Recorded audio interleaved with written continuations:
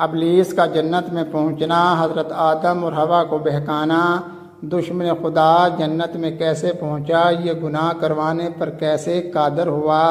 جب ابلیس نے ان کو پھسلانے اور گناہ کے مرتکب کرنے کا ارادہ کیا، اللہ تعالیٰ نے جب آدم و حوا کو جنت میں رہائش عطا فرما دی اور ایک درخت کو ان کے لیے ممنوع قرار دے دیا، ممنوع درخت کی شاخیں پھیلی ہوئی تھیں اور فرشتے اس کا پھل کھاتے تھے تاکہ وہ ابدی حیات کے مستحق ٹھہریں، مگر آدم اور حوا کو اس کا پھل کھانے سے منع فرما دیا گیا اور ابلیس نے ان دونوں کے پاس جنت میں داخل ہونے کا ارادہ کیا، لیکن محافظ فرشتوں نے اسے روک لیا۔ پھر ابلیس زمین کے تمام جانوروں کے پاس گیا اور ان سے کہا کہ کون ہے جو مجھے اٹھائے اور جنت میں داخل ہو جائے تاکہ میں آدم اور اس کی بیوی سے بات کر سکوں، لیکن تمام جانوروں نے انکار کر دیا۔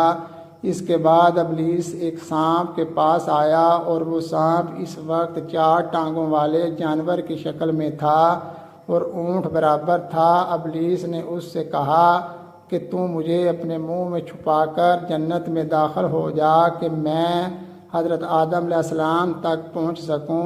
پس اس نے ایسا ہی کیا اور اسے لے کر محافظ فرشتوں کے پاس سے گزرا۔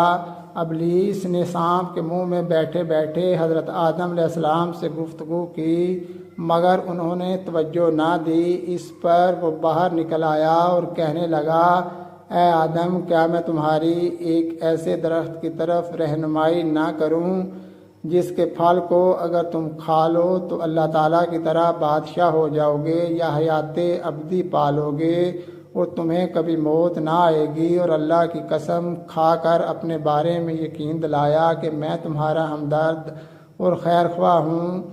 ابلیس نے یہ تمام حرکت صرف اس لیے کی تھی تاکہ ان کے جسموں سے جنت کا لباس اتر جائے اور ان کے پوشیدہ اعضاء ظاہر ہو جائیں۔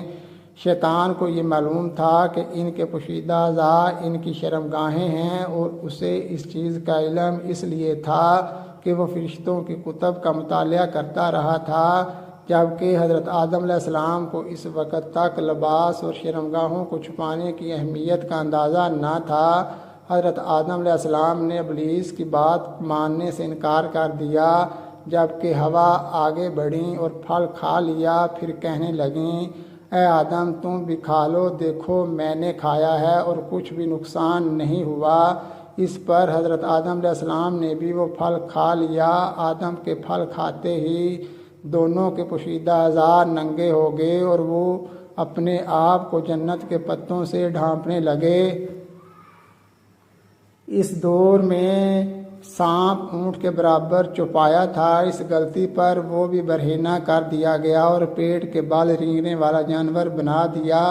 سانپ کو جہاں باؤ مار دو اور اللہ کے دشمن ابلیس کو اس کی ذمہ داری کے وعدے میں جھوٹا ثابت کر دو۔ آدم علیہ السلام جلدی سے اس درخت کے تنے میں داخل ہو گئے۔ اللہ تعالیٰ نے آواز دی، اے آدم، تم کہاں ہو؟ آدم علیہ السلام نے جواب دیا، اے میرے رب، میں یہاں ہوں۔ فرمایا، باہر کیوں نہیں نکلتے؟ آدم علیہ السلام کہنے لگے، میں آپ سے حیا کرتا ہوں۔ فرمایا، یہ درخت زمین میں سب سے زیادہ ملعون ہوگا، اس پر لعنت پیدا کر دی گئی ہے، اب اس کے پھل کانٹوں میں تبدیل ہو جائیں گے۔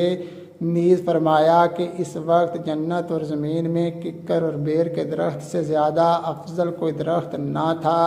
پھر فرمایا، اے حوا، تم نے میرے بندے کو دھوکہ دیا، لہٰذا حمل کا زمانہ تمہارے لیے بطور سزا مقرر کر دیا گیا اور اس میں تم بڑی مشقت اور تکالیف اٹھاؤ گی، اور جب واضح حمل کا وقت ہوگا تو تم درد کی شدت سے اپنے آپ کو موت کے دہانہ پر پاؤ گی۔ اور سانپ سے فرمایا، تم نے ابلیس لعین کو اپنے پیٹ میں داخل کیا، جس کی وجہ سے وہ میرے بندے کو دھوکہ دینے میں کامیاب ہو گیا، لہٰذا تجھ پر لعنت ہو، تیری ٹانگیں تیرے پیٹ میں داخل ہو جائیں گی اور تیری خوراک مٹی ہوگی، تجھ میں اور اولاد آدم میں دشمنی ہوگی، جہاں بھی تو انہیں نظر آئے گا وہ اپنی ایڑی سے تیرا سر کچل دیں گے، اور جہاں وہ تجھے دکھائی دیں گے تو اپنے جبڑوں سے اسے ڈسے گا۔